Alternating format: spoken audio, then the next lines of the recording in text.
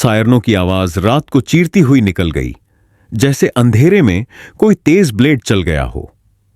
Gabriel Angelini ने यह जानने के लिए एक पल भी बर्बाद नहीं किया कि पुलिस के पास उन्हें रोकने की कोई वजह है या नहीं। उसकी दुनिया में वजहें बाद में बनाई जाती हैं, जब नुकसान हो चुका होता है। उसके निगरानों ने पहले ही खबर दे दी थी। 4 पुलिस गाड़ियां तेजी से इस ओर बढ़ रही थीं। यह कोई संयोग नहीं था, यह दबाव था। गैब्रियल ने बिना रुके कदम बढ़ा दिए। वह डेविना को स्टाफ ओनली रास्ते से ले गया, कंक्रीट की गलियों से होते हुए एक अंडरग्राउंड पार्किंग तक। ये रास्ते उसने उसी दोपहर ब्लूप्रिंट्स देखकर याद कर लिए थे। हर कदम सोचा समझा था, हर सेकंड की कीमत थी। डेविना उसके ठीक पीछे रही। उसकी चाल में कोई घबराहट नहीं थी।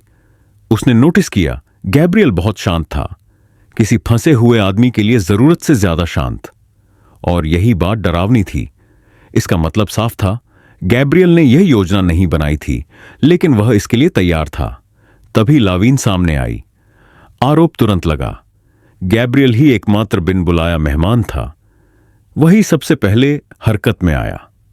ऐसे लोगों के लिए यही काफी था, शक करने के लिए। लेकिन गैब्रियल ने बहस नहीं की। किसी दूसरे अंडरबॉस पर पुलिस भेजना पूरे यूरोप में उसका नाम खराब कर देता, और उससे भी ज्यादा खतरनाक, इससे उसका बेटा माइक ही निशाने पर आ जाता। उस कीमत पर कोई सत्ता काबिल कीमत नहीं थी। इसलिए जब वक्त आया, गैब्रियल भागा। वह और डेवना लियोन की गलियों में गायब हो गए, अंधेरी गलियों से होते हुए, शहर की नसों में उतरते हुए। जब खतरा थोड़ा थमा, गैब्रियल रुका और अपना कोट डेवना के कंधों पर डाल दिया।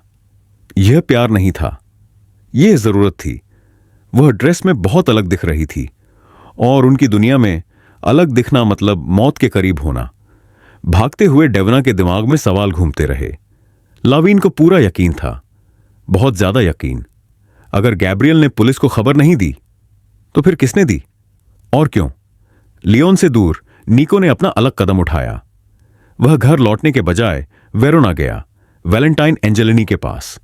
एक ऐसी औरत जिसने हर जंग देखी थी, जो हर चेहरा, हर नाम और हर कर्ज याद रखती थी।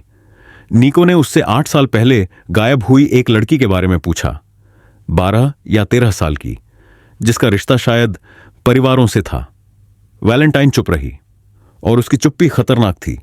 तभी कॉल आई। गैब्रियल की आवाज में कोई दिखावा नहीं था। फ्रेंच माफिया ने वेनेशियन माफिया के खिलाफ जंग का ऐलान कर दिया था। 2 दिन, बस 2 दिन लगे सत्ता का संतुलन टूटने में। निको ने कोई सवाल नहीं किया। वेरोना के सारे राज इंतजार कर सकते थे। जब जंग शुरू होती है, तब सवालों की नहीं, वफादारी की जरूरत होती है। लियोन में गैब्रियल के पास खड़ी डेवना यह नहीं जानती थी कि उसके चारों ओर लदते जा रहे फैसले पुराने भूतों को फिर से जगा रहे हैं, और कहीं न कहीं उसके अपने अतीत की सच्चाई भी हरकत में आ चुकी थी। धीरे धीरे, सोच समझकर और बेरहमी से, क्योंकि इस दुनिया में कोई भी सच हमेशा के लिए दफन नहीं रहता।